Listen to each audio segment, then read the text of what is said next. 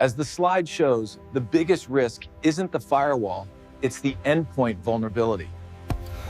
I was in a conference room, walking a client through some high-severity vulnerabilities when my phone buzzed. Just one vibration. I glanced down at the screen, and in an instant, my whole world tilted. It was a text from my girlfriend, Emily. "Please don't get upset. I lost your laptop. Derek borrowed it for a project, and now he can't find it."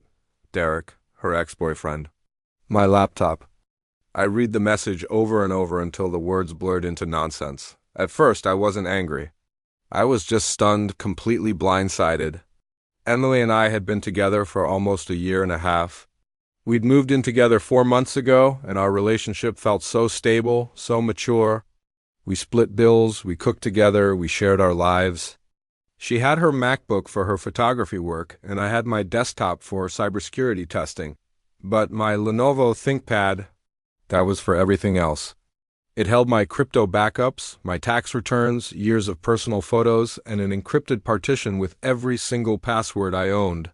My entire digital life lived on that machine. And apparently she had just handed it over to her ex-boyfriend like it was a spare phone charger. I typed back, trying to stay calm. "Why?" Her explanation came in a rush of texts. Derek's computer crashed right before a big presentation. Her MacBook was acting up. I wasn't home. She claimed it would only be for a few days. Then I asked the most important question. "When did you give it to him?" Her reply made my stomach drop. 5 or 6 days ago, maybe almost a week. She hadn't asked me. She hadn't even told me. She only messaged me now because he'd supposedly lost it? I finished the client meeting on complete autopilot, my mind racing. I drove home early, replaying every detail. Something felt fundamentally wrong here. Lending someone's personal device without their permission is a massive breach of trust. But to do it without telling me for nearly a week, and to an ex of all people, that was on a whole other level.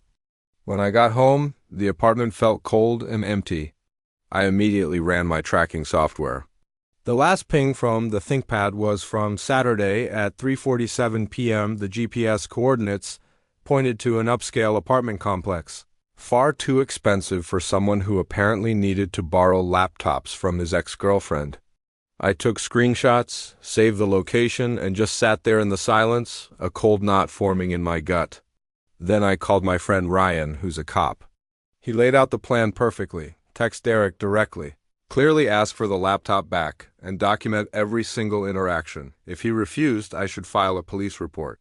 He reminded me that for property valued over $950, it legally becomes grand theft. So I sent Derek a simple, direct message. "I need my laptop returned by tomorrow." Hours ticked by, nothing. Later that evening, Emily came home, a whirlwind of apologies and nervous energy. She was talking a mile a minute, avoiding my eyes, promising to buy me a new one. She kept saying she never thought it would become an issue, that she didn't think it'd matter. I finally cut her off. "It's not about the money, Emily," I told her, my voice flat. "It's my privacy.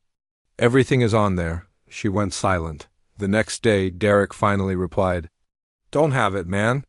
"Already told Emily?" I asked where he last used it. More silence, that was it. I drove down to the station and filed the theft report. What the officer told me next was shocking, but it also confirmed all my suspicions. Derek had an existing warrant out for his arrest for skipping a court date on a prior retail theft case. A literal thief. This wasn't just about a missing laptop anymore.